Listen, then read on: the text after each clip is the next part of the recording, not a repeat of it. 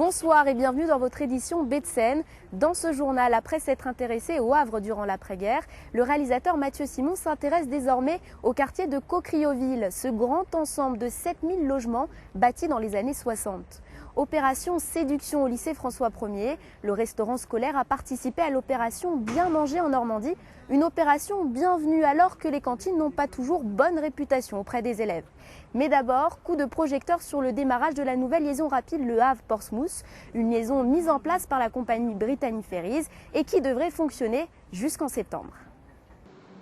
Ils auront été les premiers à découvrir la ville du Havre. Ces passagers sont arrivés à midi de Portsmouth via la nouvelle liaison mise en place par Brittany Ferries. La compagnie bretonne a décidé de s'implanter au Havre. Elle desservira ainsi 5 ports français. Dans sa stratégie de développement, le choix de la porte Océane s'est imposé. Le Havre est plus près de Paris encore et donc c'est une nouvelle clientèle qui aime la rapidité du voyage et qui est attirée par le bassin parisien. Les objectifs chiffrés finalement pour vous c'est quoi? 40 000 passagers sur le Havre et c'est un objectif que nous tiendrons. Nous avons un navire bien adapté au marché que l'on pense capter.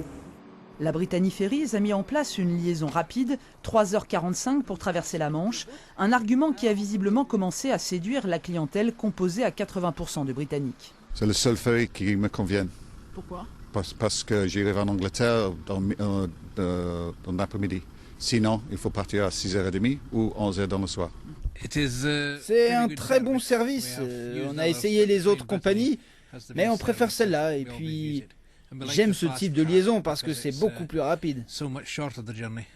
Le Normandie Express peut embarquer 850 passagers et 200 véhicules légers. Pour cette toute première rotation de printemps, le bateau était pourtant loin d'être plein. Il y avait 200 passagers à l'arrivée, une centaine au départ. Donc c'est un démarrage de saison, d'avant-saison plus exactement. On est au mois de mai, on ne se met pas de pression. On démarre tranquillement et gentiment en contrôlant bien ce que l'on fait. Le Normandie Express va fonctionner du jeudi au dimanche jusqu'à la mi-septembre.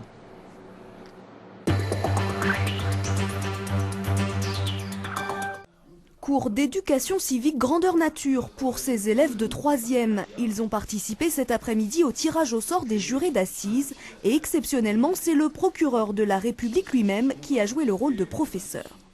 C'est important parce que ça fait partie de la formation civique de chaque citoyen, y compris des plus jeunes de nos concitoyens, et ils voient concrètement comment peut se passer une opération aussi technique, aussi compliquée parfois qu'un tirage au sort de jurés de cour d'assises. Et puis on en profite naturellement pour ensuite répondre à leurs questions sur la cour d'assises, le rôle des jurés, le rôle de l'avocat général, de l'avocat de la défense et la justice pénale ou le rôle d'un procureur de la République de manière plus générale. Combien y a-t-il de jugements par jour ou par semaine ?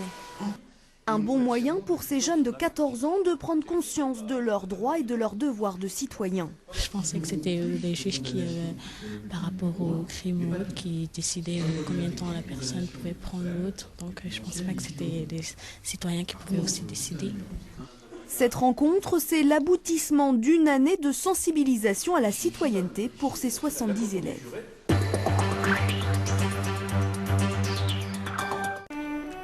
Pomme pochée à la vanille et sa sauce caramel sur son lit de pain d'épices maison.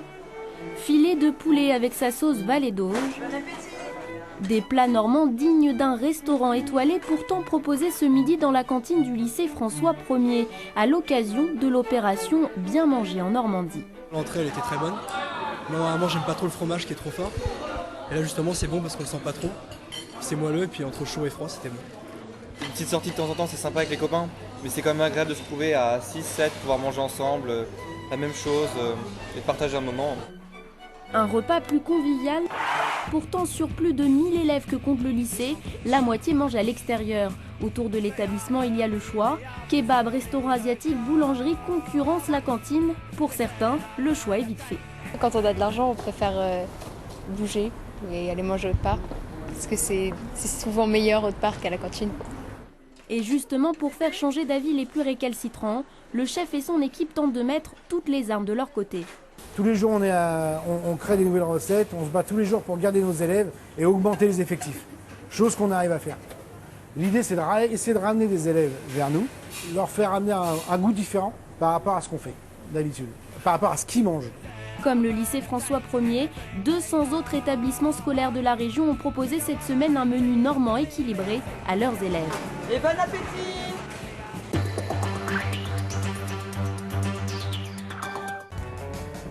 Mathieu Simon promène sa caméra à Cocrioville. Le jeune réalisateur collecte les témoignages pour raconter dans un documentaire l'histoire de ce quartier, histoire avec un grand H.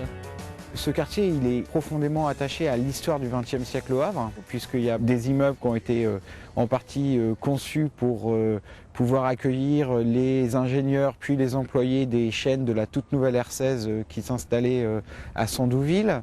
Ce quartier, il nous parle de choses importantes comme les rapatriés d'Algérie. Vincent Noël Scotto d'Agnello a dû quitter l'Algérie en catastrophe avec femme et enfants. Il arrive au Havre en 1962. Ici, quand on est arrivé à Cocrioville, il y avait ces 3 tours, 2 ou 3 bâtiments, on a vu construire tout Cocrioville.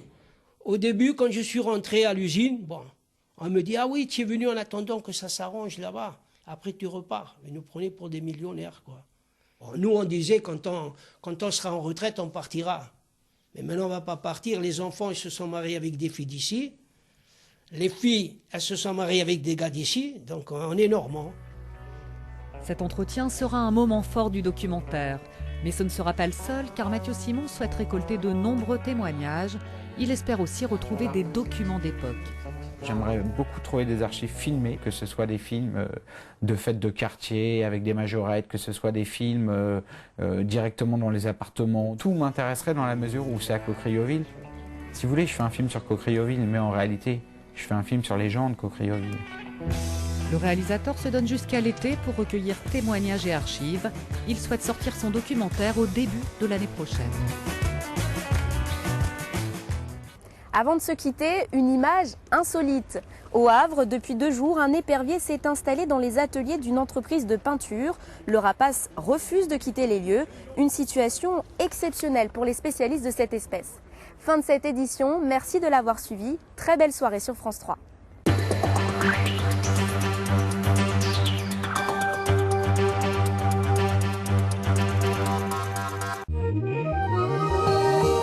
Pour demain après-midi, il nous faut à nouveau craindre des nuages qui lâcheront quelques averses, plus particulièrement dans les terres. Et Mercure enfin à Fontaine-la-Mallet et à Gonfreville-Lorcher, 14 degrés. Demain, la mer hésitera entre belle et peu agitée. Et le vent d'est à nord-est, force 3 à 4 d'abord, fraîchira 4 à 5. Très belle soirée à toutes et à tous. Demain, fête des Pascales, 6h13, 21h39, lever et coucher du soleil.